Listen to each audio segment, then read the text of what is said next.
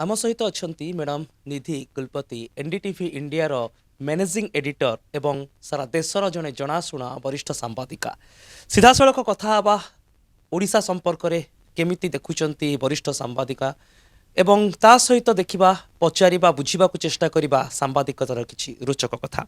Madam आपको मैं उड़ीसा में स्वागत करता हूँ। बहुत बहुत आपको बधाई भी दूंगा कि आप उड़ीसा में आज आए हैं। कैसा लग रहा है भुवनेश्वर? बहुत अच्छा लग रहा है। एक तो यहाँ की सड़कें इतनी सुंदर हैं, सुव्यवस्थित हैं। अभी हाल ही में हम चंडीगढ़ गए थे, उसके बाद सीधे यहाँ पर आए हैं। चंडीगढ़ में कार्यक्रम किया था, तो बिल्कुल वैसी अच्छी सड़कें हैं। भीड़ कम है। हवा बहुत अच्छी है। लोग बहुत स्नेह और प्यार से मिल रहे हैं, तो बहुत अच्छा लग रहा है मुझे यहाँ पर। अभी हॉकी का भी सीजन और हॉकी का भी हवा है यहाँ पे, तो अरेंजमेंट्स वगैरह आप बाहर से कुछ देखे हैं? जिस होटल में भी आप रह रहे हैं वहाँ पे भी बहुत सारे बंदोबस्त हैं। कैसे देख रहे हैं इंतजाम को? बहुत अच्छा इंतज़ाम है, इसलिए एक भारतीय होने के नागरिक मुझे बहुत गर्व महसूस हो रहा था जब मैंने अखबार में ही पढ़ा था कि इतना बड़ा स्टेडियम राउरकेला में बना है हॉकी का, देश में सबसे बड़ा। और जब हम आ भी रहे थे सुबह फ्लाइट से, तो जापान की टीम आ रही थी और यहाँ के आके पता लगा कि इंटरनेशनल हॉकी टूर्नामेंट यहाँ पे हो रहा है और कई टीम्स, 4-5 टीम्स यहाँ पे ठहरी हुई हैं। तो आप देखिए, अगर स्पोर्ट्स को इतना बढ़ावा मिलेगा हमारे देश में, और मुझे जो बता रहे थे कि हॉकी को इस राज्य में बहुत बढ़ावा मिल रहा है, तो बहुत अच्छा है। एक भारतीय होने के नाते बार बार गर्व महसूस होता है कि खेलों को इतना प्रोत्साहन मिल रहा है, उसमें इतना इन्वेस्टमेंट हो रहा है। और जो जापानीज़ टीम थी, उनके कुछ लोगों से मैंने बात की जो उनके शायद उनके साथ सीनियर्स थे, तो वो बता रहे थे कि हम भुवनेश्वर में खेल रहे हैं। तो मैंने उनसे पूछा कि आप राउरकेला जा रहे हो खेलने? तो उन्होंने बोला नहीं, हम भुवनेश्वर में ही खेलेंगे। सो बहुत अच्छा लग रहा है। और क्या इसके लिए तो शब्द ही कम पड़ेंगे कि हमारे देश में ऐसे आयोजन होते रहने चाहिए और होने चाहिए। और जिस तरह से मुझे ये भी बताया जा रहा है कि हमारे उड़ीसा की जो ग्रामीण परिवेश में लड़कियां बहुत अच्छा खेलती हैं उड़ीसा की हॉकी में, और उनको बहुत प्रोत्साहन मिलता है, तो ये तो बहुत स्वागत योग्य है। क्योंकि जो कार्यक्रम ही हमारा था महिला सशक्तिकरण, उसके लिए मुझे यहाँ पर बुलाया गया था, तो बहुत अच्छा लगता है। An important topic behind hockey is that our CM, Mr. Naveen Patnaik, was a hockey player when he was in his school days or college days, and during his tenure, now Odisha is promoting hockey.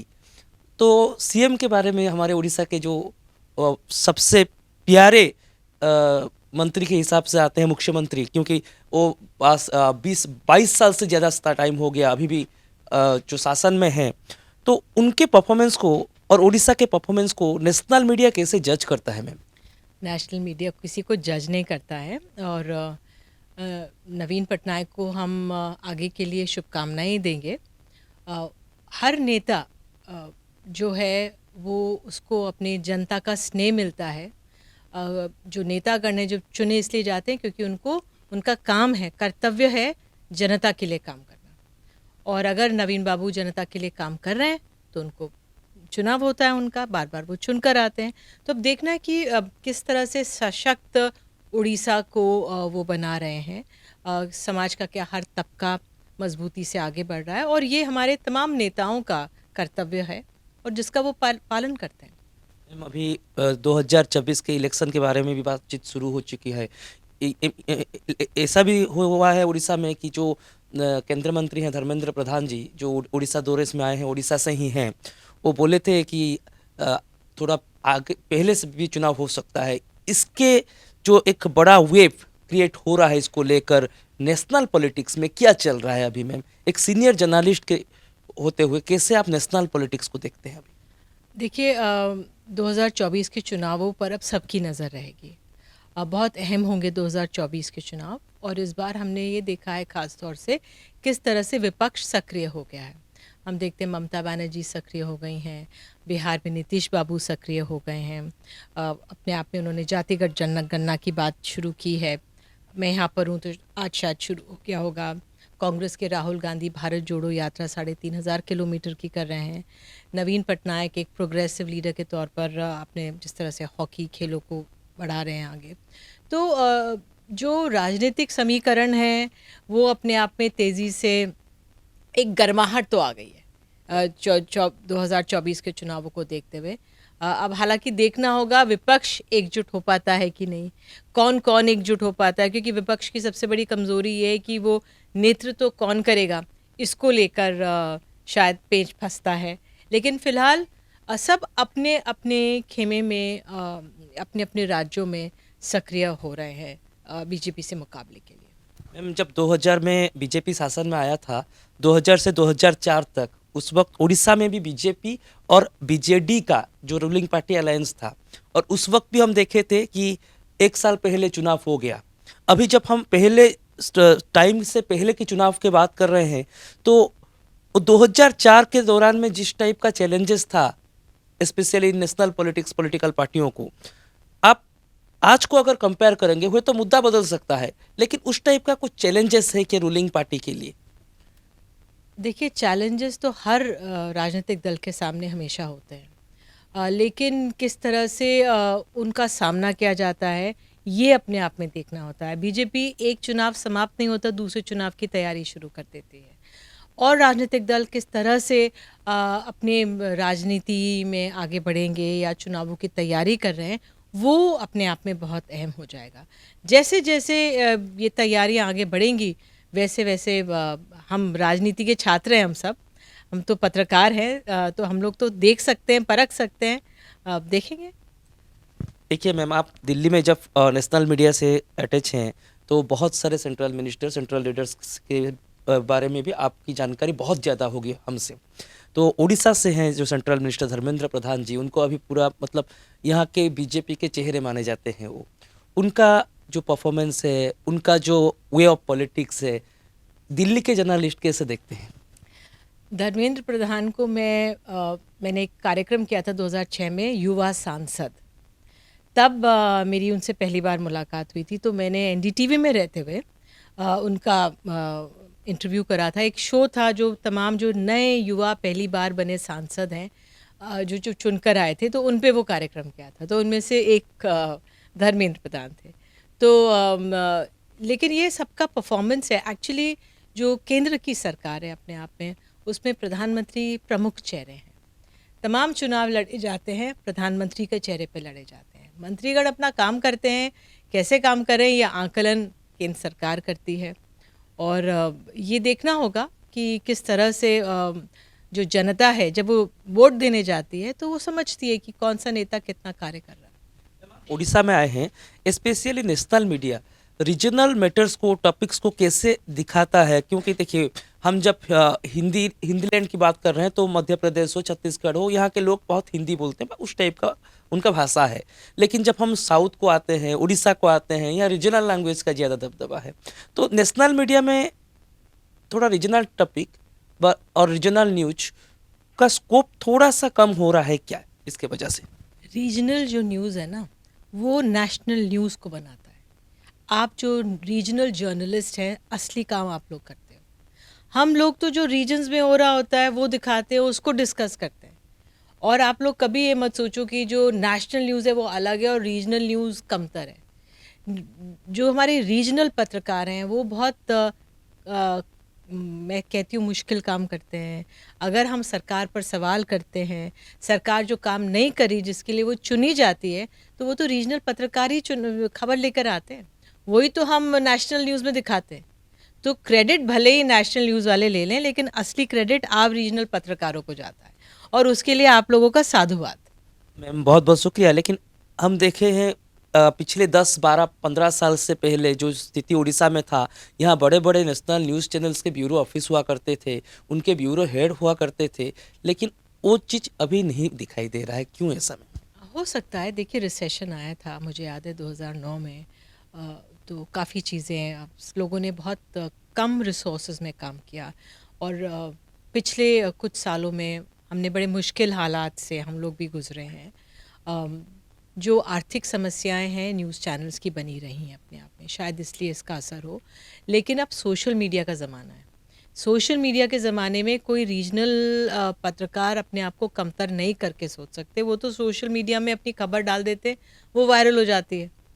तो मैं जानती हूँ आपका संदेश किस तरफ से है या आप किस तरफ इसको अंकित कर रहे हैं, लेकिन जो आर्थिक चैलेंजेस हैं कंपनीज़ के, जो मीडिया हाउसेस के, वो हैं अपने आप में, लेकिन रीजनल न्यूज़ के बिना नेशनल न्यूज़ नहीं बन सकती। ये मैं बहुत गंभीरता से मानती हूँ। और जो रीजनल पत्रकार हैं, हमारे क्षेत्रीय पत्रकार हैं, वो बहुत मुश्किल करके अपना काम करते हैं। आप जानते होंगे उनको सबसे ज़्यादा खामियाजा भुगतना पड़ता है जब कोई मुश्किल पड़ती है।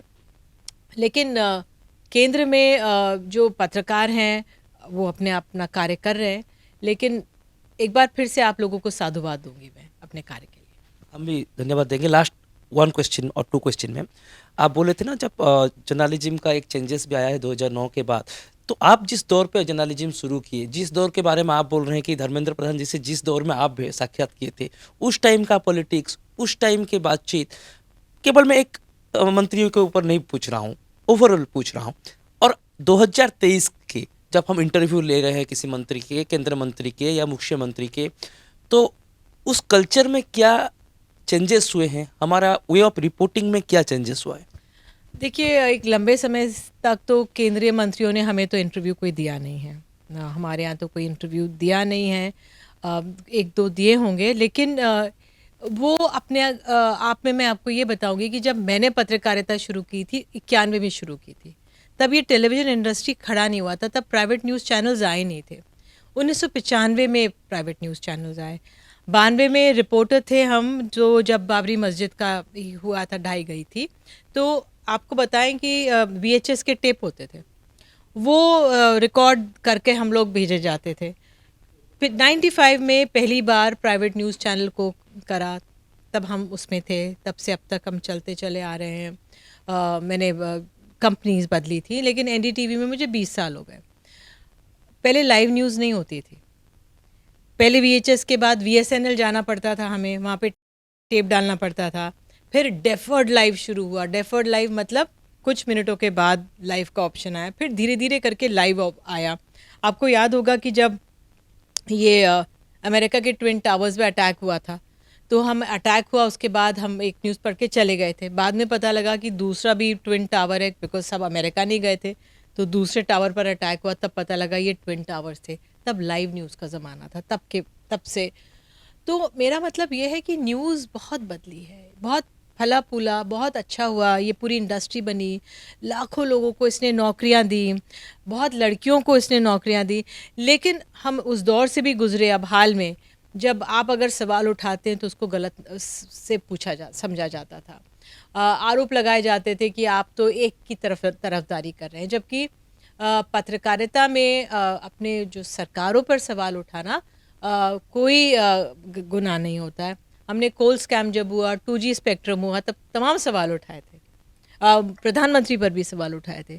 तो अगर हम सवाल उठाते हैं तो उसको जो सत्ता में सरकारें हैं उनको किसी नकारात्मक तौर से नहीं लेना चाहिए। उनको उस पर सोचना चाहिए कि क्यों अगर ये सवाल उठ रहे हैं तो उसका क्या हल हो। तो ये सब सवाल कभी महंगा पड़ा है? आपके इंडस्ट्री हो या इन हाउस हो सकता है, लेकिन आपके जब आपका चेहरा जब लोग देखते हैं तो you are the face of the channel, आप लोगों को लेकर पूरा देश में लोग को आप लोगों का नाम पता है, तो इसका इम्पैक्ट होता है कि नहीं जर्नलिस्ट के ऊपर? I am one of the faces of the channel, I am not the face of the channel. बहुत मेरे साथ मेरे सहयोगी हैं जो हम काम करते हैं, लेकिन हम लोग अपना काम शालीनता से करते हैं। हमारे चैनल में आप किसी को लड़ते झगड़ते नहीं देखेंगे, और अगर हम कोई सवाल उठाते भी हैं तो हम शालीनता से उठाते हैं। जो हमारा कर्तव्य है वो हम सवाल उठाएंगे और शालीनता से सवाल उठाएंगे। आज आपने मेरा सुना भी होगा, जो मैंने आज बोला है, तमाम बातें हमने सामने रखी हैं। ऐसा नहीं कि कोई बात नहीं रखी है। महिला सशक्तिकरण की बातें सब कर लेते हैं, लेकिन अगर हम 167 देशों में 133 नंबर पर हैं सुरक्षा के लिहाज से, अगर 95% केसेस पेंडिंग है रेप के, और कन्विक्शन रेट पहले अगर 30 था 2020 में, और अब 2021 में जो डेटा है वो कहता है कि भाई 26% पर आ गया है, तो वो आंकड़े हमने सामने रखे हैं। हमने ये बोला है कि देखिए, महिला सशक्तिकरण की बातें सब करते हैं, लेकिन ज़मीन पर क्या हो रहा है। अब स्किल डेवलपमेंट की रिपोर्ट आई, स्किल डेवलपमेंट की रिपोर्ट में सामने है कि किस तरह से महिलाएं स्किल्ड हैं, एम्प्लॉयबल हैं। अब दो ना, पुरुषों से आगे हैं। उड़ीसा के बारे में भी आप डाटा दे रहे थे मैम, उड़ीसा किस उड़ीसा का डेटा मैं नहीं दे रही थी, मैंने महिलाएं जो मैंने बताया कि जो मुझे बताया बात कर रहे थे कि भाई यहाँ पे सेल्फ हेल्प ग्रुप बहुत अच्छा काम कर रहे हैं, ठीक है, बहुत अच्छा है। मैंने तो ये कहा है कि जो महिलाओं के जेब में पैसा पहुँचे वो हमने सेवा से सीखा। सेवा एक ग्रुप बहुत पहले से चल रहा है। हमने लज्जत पापड़ से सीखा। हमारे देश के उदाहरण हैं। तो ऐसे में कोई रॉकेट साइंस नहीं है।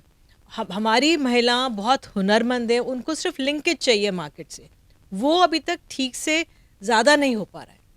जो लिंकेजेस हैं कि किस तरह से वो अपना प्रोडक्ट अगर कोई 5,000 में देती है लखनऊ में, और यहाँ पर अगर दिल्ली में वो 25,000 का बिक रहा है, तो क्यों उसको थोड़ा सा और फ़ायदा होना चाहिए ना, उसको मार्केट एक्सेस दिलवाना है। उसके लिए क्या हो रहा है वो अहम है। बहुत बहुत शुक्रिया मैम आपकी तमाम बातचीत के लिए आम सहित देशर वरिष्ठ सांबादिका आलोचना करुथिले एवं एहारि भितर महिला सशक्तिकरण कथा भी कहिले। ओडिशा को केमिति देखुचंती हकीर जो आयोजन ताकू नहीं मध्य प्रशंसा कले, किंतु गणमाध्यमर स्वर चपी न जाऊ एवं सरकार समालोचना को स्वीकार करंतु, आलोचना को ग्रहण करंतु एवं सांबादिक माने मध्य निरपेक्ष रुहंतु, समय एक आह्वान रही। भुवनेश्वर अभिन्न आशुतोष, शतपथी, न्यूज 8 ओडिया।